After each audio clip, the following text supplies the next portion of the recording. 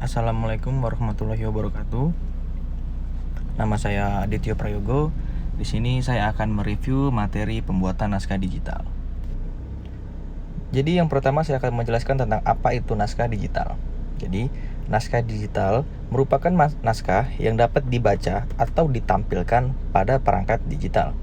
Jadi naskah digital itu sendiri berisikan informasi yang dapat berisi teks, gambar, audio, video yang dapat dibaca di komputer, laptop, tablet, dan smartphone.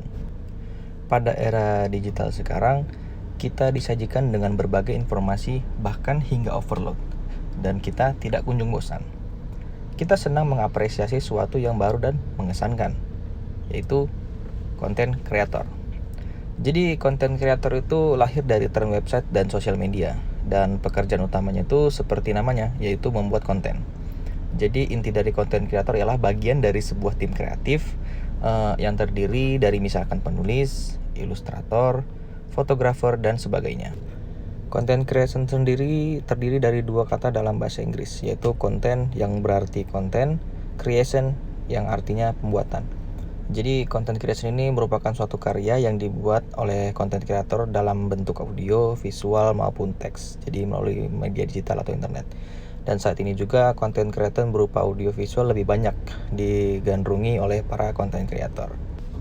Di samping itu juga banyak platform sosial media yang digunakan oleh para content creator. Contohnya seperti Instagram, YouTube, TikTok, dan Facebook. Jadi dapat disimpulkan bahwa konten kreator adalah orang yang mampu menciptakan konten yang menarik. Jadi seorang dapat disebut sebagai konten kreator ketika ia mampu menciptakan konten yang bermakna bagi sekumpulan orang atau komunitas yang memiliki kekuatan besar. Dan konten kreator juga bisa menciptakan crown. Jadi selanjutnya crown adalah bentuk yang sangat strategis bagi dunia sosial ataupun marketing. Kemudian ketika kita ingin menjadi seorang content creator, ada beberapa kesulitan. Jadi kita bisa memulainya dengan membuat blog pribadi. Kita buat yang mudah terlebih dahulu, seperti contohnya membagikan kepikiran, ide, dan perasaan kita kepada dunia. Kita juga bisa mengirimkan tulisan-tulisan atau artikel kita ke situs-situs atau milis-milis yang ada. Jadi forum-forum di internet sudah bertebaran dan sudah siap untuk menampung aspirasi kita. Jadi intinya jangan hanya mengambil bahan, membaca dan menulis saja. Jadi jika seperti itu, status kita terbatas dan hanya menjadi seorang consumer. Kemudian ada tugas dari content creation itu sendiri atau content creator. Tugas yang pertama yaitu mengumpulkan ide, kemudian mengumpulkan data dan melakukan riset, serta membuat konsep untuk menghasilkan suatu konten. Kemudian menghasilkan konten yang sesuai dengan identitas dan branding yang diinginkan. Kemudian, berusaha memenuhi tujuan yang disepakati dari sebuah konten. Misalnya, untuk tujuan promosi, edukasi, menghibur, atau sekedar memberi informasi.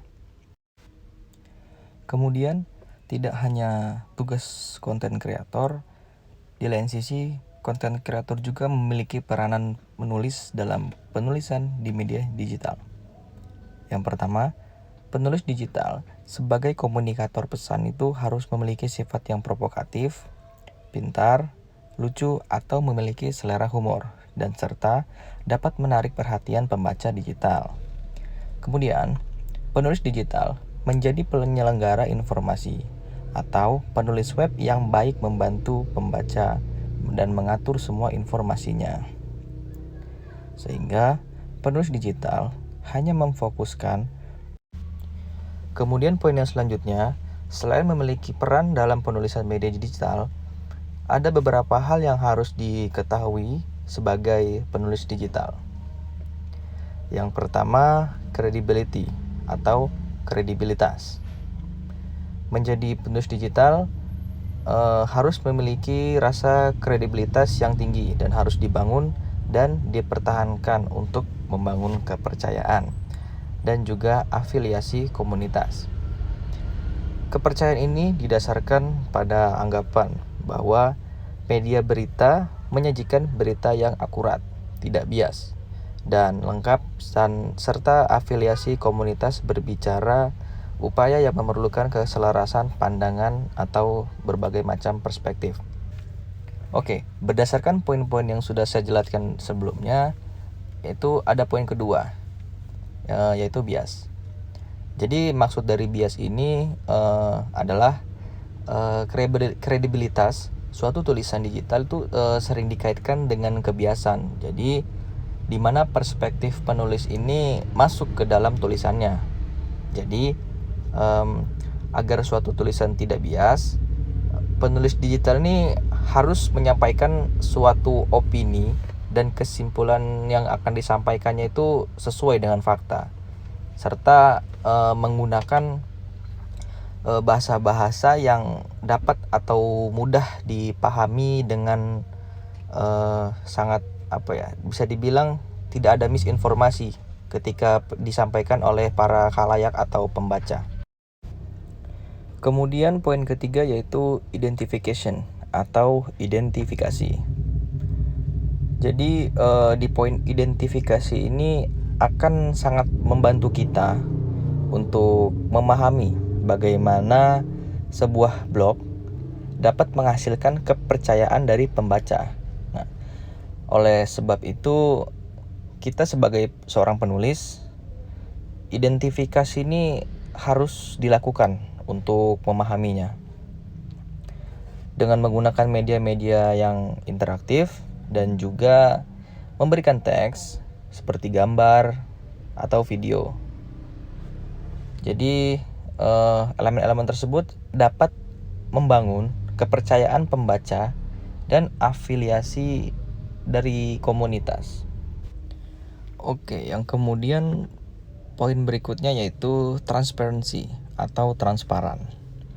Jadi yang dimaksud dengan transparan ini dalam suatu tulisan digital yang ditulis oleh para penulis harus berupa menghadirkan atau menyajikan sumber acuan atau referensi. Jadi tulisan-tulisan tersebut itu bukan hanya sekedar opini belaka penulis.